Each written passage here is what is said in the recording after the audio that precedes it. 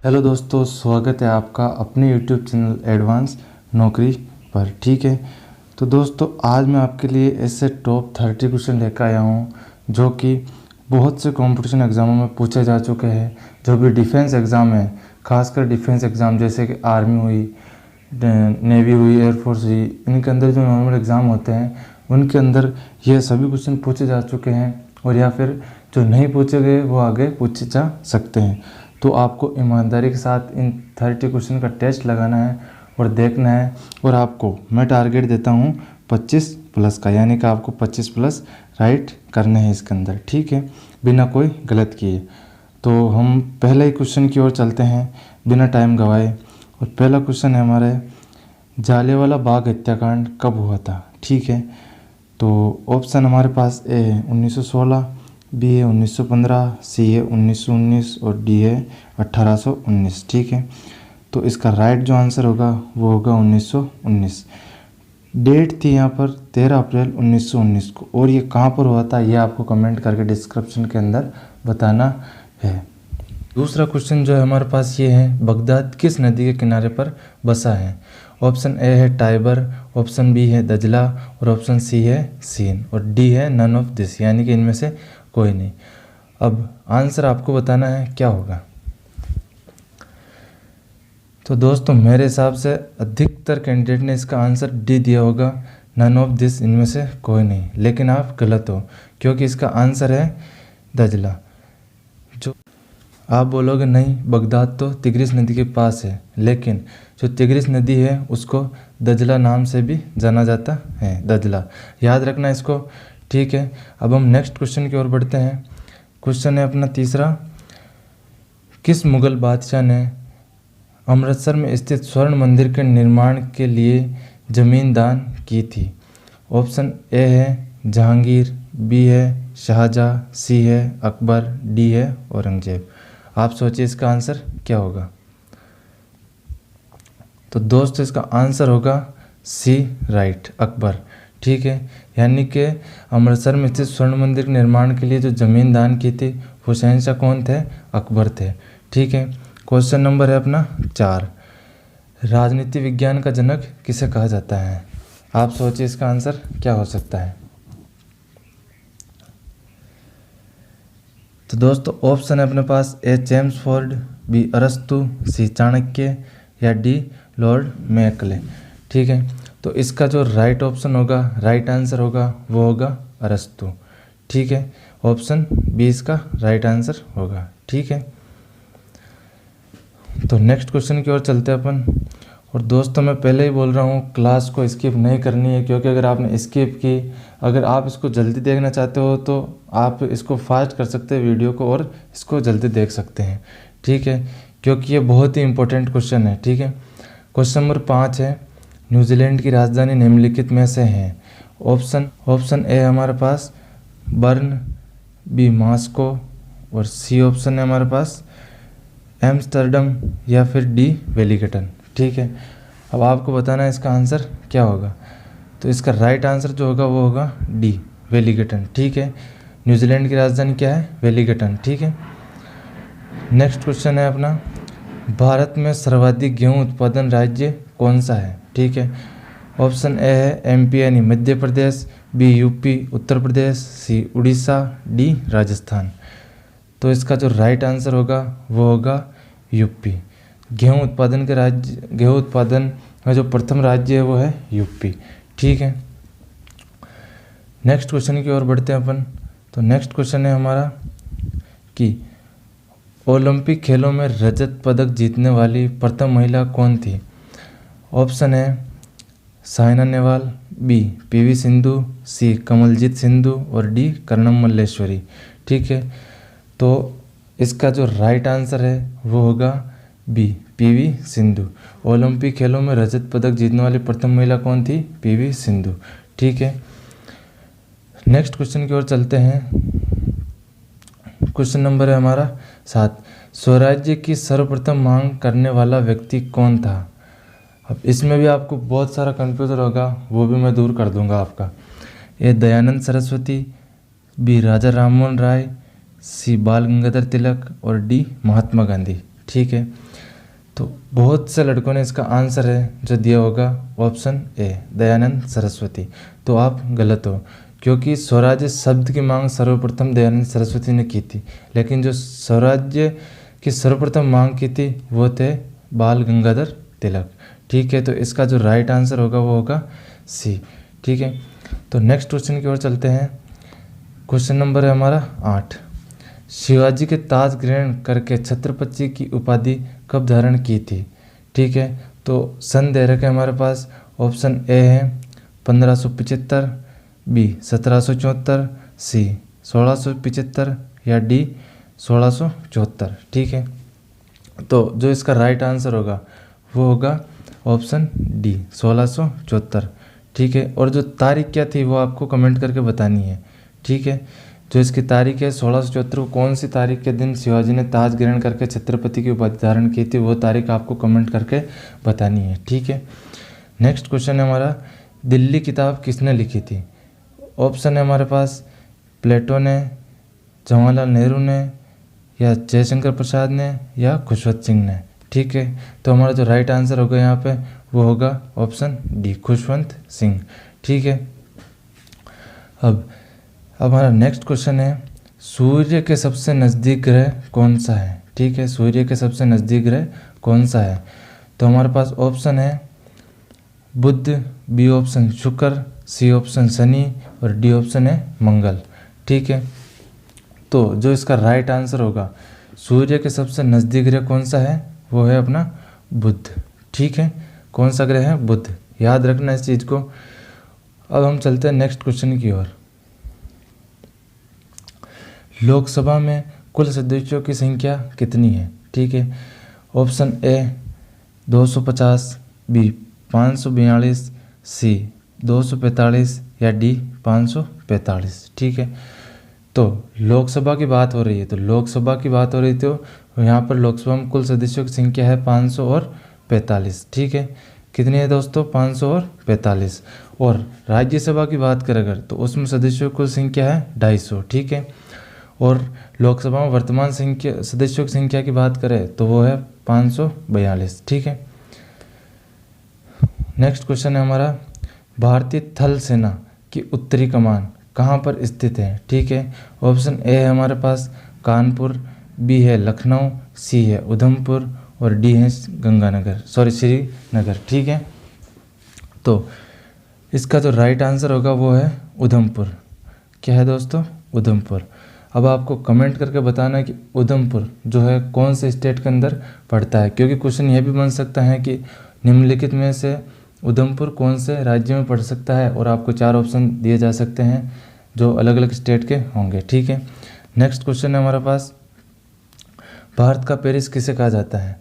ठीक है, भारत का पेरिस, देखो बहुत ही सिंपल सवाल है। इसका ए ऑप्शन है Delhi, B option Meghalaya, C option Jaipur और डी ऑप्शन है जोधपुर। ठीक है, तो जो इसका राइट आंसर होगा वो होगा जयपुर। ठीक है, राजस्थान की राजधानी जयपुर, भारत का पेरिस कहा जाता है इसे। ठीक है, और रेतियों का नगर किसे कहा जाता है वो आपको कमेंट करके बताना है, और वो इन 4 ऑप्शन के अंदर इसका आंसर है कि रेतियों का नगर किसे कहा जाता है। ठीक है, तो नेक्स्ट क्वेश्चन की ओर बढ़ते हैं अपन कि राज्यपाल कब तक अपने पद पर रह सकता है? ठीक है, ऑप्शन ए है 62 वर्ष, बी है 65 वर्ष, सी है अपनी मर्जी तक, डी है राष्ट्रपति की मर्जी तक। ठीक है, तो अब आपको इसका आंसर बताना है। जो इसका राइट आंसर होगा वो होगा ऑप्शन डी राष्ट्रपति की मर्जी तक। ठीक है, तो आप कमेंट में बताइए कि राज्यपाल को नियुक्त कौन करता है। ठीक है, यह आंसर आपको ज़रूर देना है कमेंट के अंदर। ठीक है, क्वेश्चन नेक्स्ट हमारा है कि भारत की प्रथम महिला सत्र न्यायाधीश कौन थी? ठीक है, भारत की प्रथम महिला सत्र न्यायाधीश कौन थी? ऑप्शन ए है फातिमा बीवी, बी ऑप्शन है लीला सेठ, सी है अन्ना चांडी और जो डी ऑप्शन है हमारा वो है इनमें से कोई नहीं। डी ऑप्शन क्या है? इनमें से कोई नहीं। ठीक है, तो जो इसका राइट आंसर है वो क्या होगा? इसका राइट आंसर होगा सी अन्ना चांडी। ठीक है, ये थी केरल के अंदर।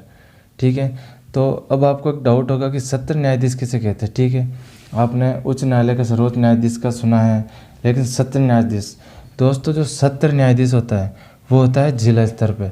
जैसे कि अलग अलग जिलों के अंदर जो जो कोर्ट होते हैं उनके अंदर जो न्यायाधीश होते हैं उन्हें सत्र न्यायाधीश कहते हैं। तो भारत के अंदर कौन बनी थी पहले?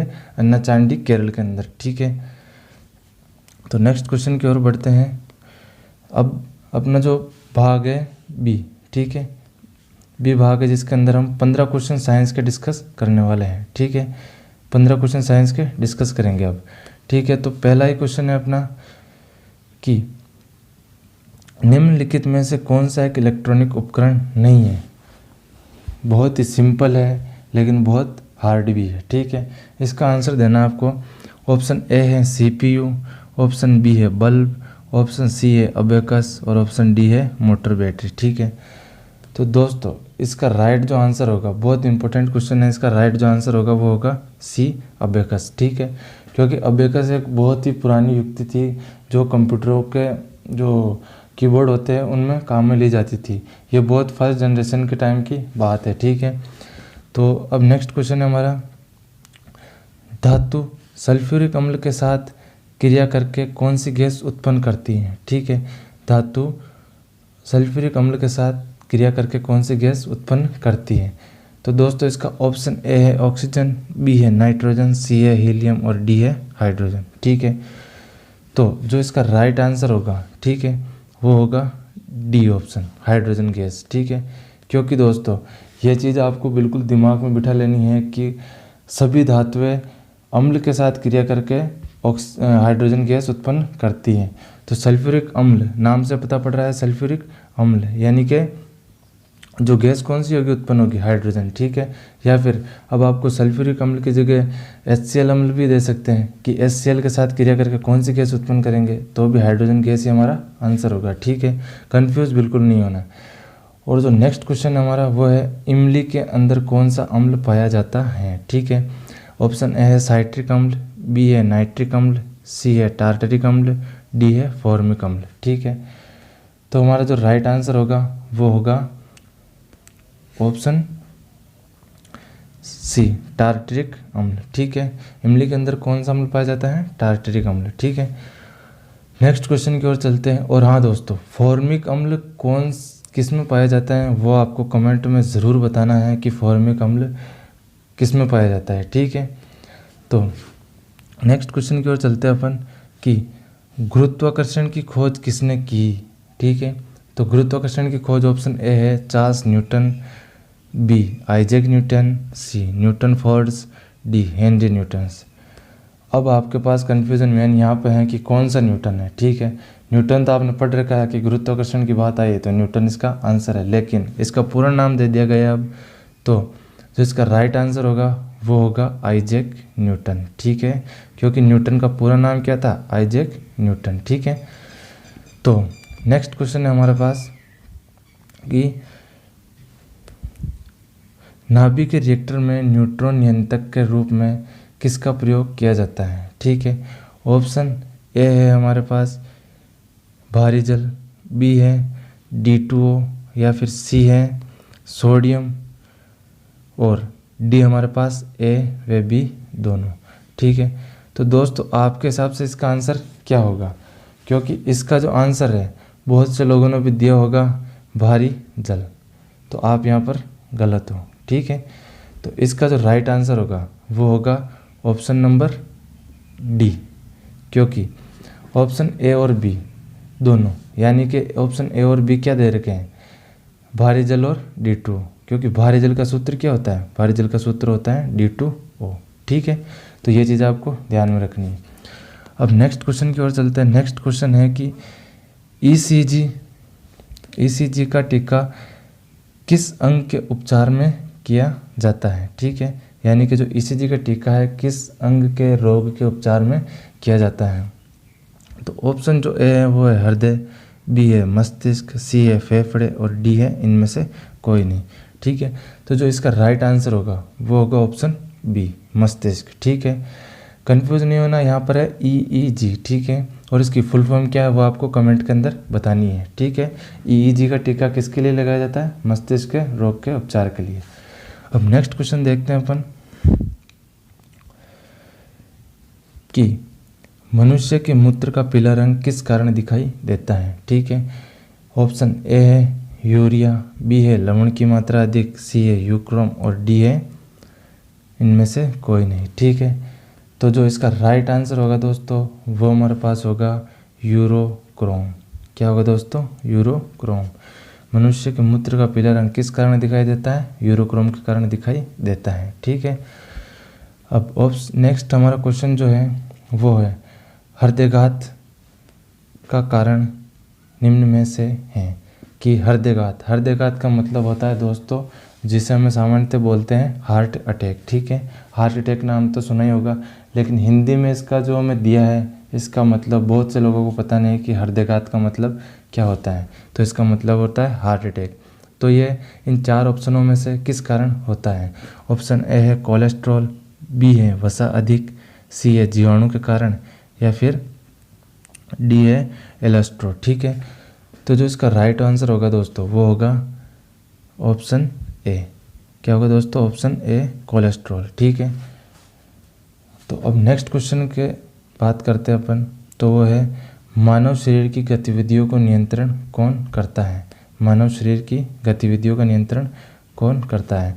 ऑप्शन ए है तंत्रिका तंत्र, बी है न्यूरॉन द्वारा, सी है हार्मोन द्वारा और डी है मस्तिष्क द्वारा। ठीक है, तो बहुत से लोगों ने इसका आंसर दिया होगा कि इसका आंसर तो होगा तंत्रिका तंत्र, तो आप यहाँ पर बिल्कुल गलत हो। ठीक है, इसका जो राइट आंसर होगा वो होगा अपने पास हार्मोन द्वारा, क्योंकि जो तंत्रिका तंत्र है मानव की तंत्र प्रणाली को नियंत्रित करता है, न कि गतिविधियों को। तो गतिविधियों को नियंत्रित करता है हार्मोन।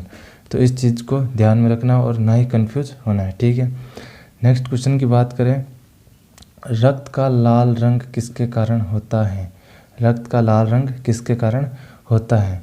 ऑप्शन ए है आयरन, बी है हीमोग्लोबिन, सी है WBC, या फिर डी ऑप्शन जो हमारे पास वो है इनमें से कोई नहीं। ठीक है, तो जो दोस्तों इसका राइट आंसर होगा वो होगा अपने पास हीमोग्लोबिन। ठीक है, रक्त का लाल रंग किसके कारण होता है? हीमोग्लोबिन के कारण होता है। ठीक है, नेक्स्ट क्वेश्चन है हमारा कि प्रोटीन के पाचन के पश्चात वे बदल जाते हैं। अर्थात क्वेश्चन यह कहना चाह रहा है कि जो प्रोटीन है उसका पाचन होने के बाद वह किसके अंदर बदल जाता है या फिर चेंज हो जाता है। तो ऑप्शन ए है ग्लूकोज, बी है लेनिन, सी है एंजाइम और डी है न्यूक्लिक अम्ल। ठीक है, तो जो इसका राइट आंसर होगा वो होगा न्यूक्लिक अम्ल, ऑप्शन डी। ठीक है, तो नेक्स्ट क्वेश्चन की ओर चलते हैं अपन। नेक्स्ट क्वेश्चन है निम्न में से कौन सा एक प्राकृतिक रेशा नहीं है? निम्न में से कौन सा एक प्राकृतिक रेशा नहीं है? ठीक है, तो देखो एक चीज़ यहाँ पे देखना, जो ऊन है वो भी हमें प्राकृतिक प्राप्त होती है, कपास है वो भी प्राकृतिक प्राप्त होती है। ठीक है, और डी ऑप्शन इनमें से कोई नहीं। तो जो ये सब तो प्राकृतिक रेशे हैं, लेकिन इसने पूछा क्वेश्चन के अंदर कि प्राकृतिक रेशा नहीं है, तो वह हमारे पास नायलॉन। तो राइट आंसर इसका क्या होगा दोस्तों? नायलॉन इसका राइट आंसर होगा सी। ठीक है, और नेक्स्ट क्वेश्चन है प्रकाश एक है, प्रकाश एक है। इन 4 ऑप्शन में से आपको बताना है कि प्रकाश एक क्या है। तो प्रकाश है ऑप्शन ए है चुंबकीय विकिरण, विद्युत चुंबकीय विकिरण, सी अवरक्त किरणें और डी है विद्युत विकिरण। ठीक है, तो दोस्तों इसका राइट जो आंसर होगा वो होगा अपने पास विद्युत चुंबकीय विकिरण, क्योंकि प्रकाश विद्युत चुंबकीय प्रभाव दिखाता है। तो प्रकाश एक क्या है? विद्युत चुंबकीय विकिरण है। ठीक है, नेक्स्ट क्वेश्चन की ओर चलते हैं अपन और बात करते हैं कि मनुष्य के शरीर के कौन से अंग की चमड़ी सबसे पतली होती है। ठीक है, तो दोस्तों इसका आंसर मैं आपको बिल्कुल नहीं बताऊंगा। ठीक है, क्योंकि इसका आंसर आपको कमेंट करके बताना है, क्योंकि बहुत ही मोस्ट इम्पोर्टेंट सवाल है ये और अच्छा भी है। ठीक है, तो इसका आंसर आपको कमेंट के अंदर ही बताना है। और नेक्स्ट क्वेश्चन की ओर चलते हैं। तो हमारा जो नेक्स्ट क्वेश्चन है वो है एक जेट विमान के उड़ान भरने पर कौन सी गैस उत्पन्न होती है। ठीक है, या फिर हम बोल सकते हैं कि कौन सा प्रदूषक उत्पन्न होता है। ऑप्शन ए ऑक्सीजन, बी है नाइट्रोजन, सी है हीलियम और डी है NOx। ठीक है, तो दोस्तों इसका जो राइट आंसर होगा वो होगा हमारे पास NOx। अब आप सोच रहे होंगे कि ये NO2 सुना था, N2O सुना था, ये NOx का मतलब क्या है? तो इसका मैं मतलब आपको साफ बता देता हूँ, क्योंकि जितनी भी जो हानिकारक गैसें हैं जैसे कि CO2 हुई, NO2 हुई, ठीक है, N2 हुई, सल्फ़र डाइऑक्साइड हुई, जो भी ये गैसें हैं इनको सम्मिलित रूप से हम लिखते हैं NOx। ठीक है, क्या लिखते हैं दोस्तों? NOx। तो इसके अंदर सारी गैसें विद्यमान है। ठीक है, तो नेक्स्ट क्वेश्चन की ओर बढ़ते हैं।